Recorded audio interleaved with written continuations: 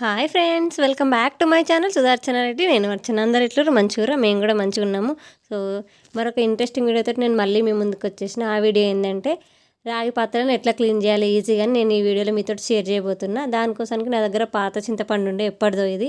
నేను దాన్ని అట్లనే స్టోర్ చేసిన, ఎందుకంటే పూజ సామాన్ క్లీన్ చేసుకోవడానికి పనికి వస్తుందని.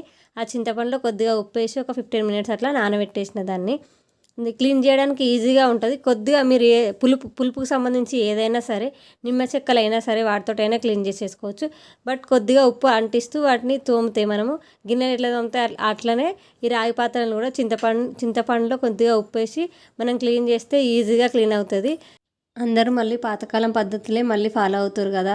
అందుకనే రాగి పాత్రలు, ఇత్తడి పాత్రలు, మట్టి పాత్రలు వీటిలలో వండుకోవడానికి, వాటర్ పోసుకోవడానికి ఎక్కువ ప్రిఫర్ చేస్తారు అందరూ.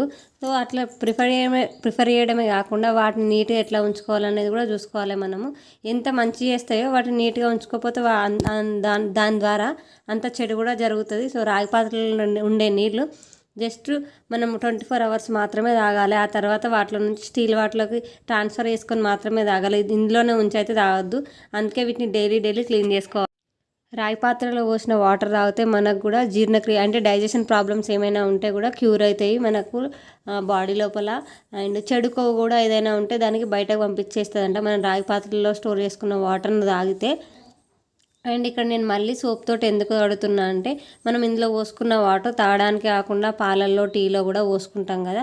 సో అవి విరిగిపోకుండా ఉండడానికని నేను మళ్ళీ చింతపండు వేసిన కదా. సో చింతపండు పులుపు కదా, మీరు ఒకవేళ నిమ్మ చెక్కలతో తోమితే కూడా అది కూడా పులుపు కాబట్టి ఆ పులుపు పోవడానికి మళ్ళీ ఒకసారి ఏం చేయాలి మనం అంటే, సబ్బుతోటి నీట్గా క్లీన్ చేసుకోవాలి. అట్లయితే అందులో ఉన్న పులుపుదనం పోతుంది. లేదు మనం అట్లనే ఊరికే చింతపండు తొక్కలతో దోమేసి అట్లనే ఊరుకుంటే ఆ పులుపుదనం పోదు.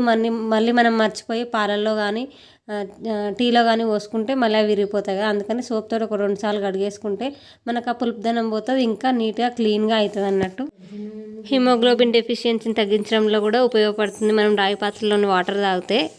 ఇవే కాక ఇంకా చాలా హెల్త్ బెనిఫిట్స్ ఉంటాయి మనం రాగి పాత్రలో వాటర్ తాగితే. సో వీలైతే మీరు కూడా ట్రై చేయండి రాగి పాత్రలో వాటర్ తాగడానికి. That's it for the video.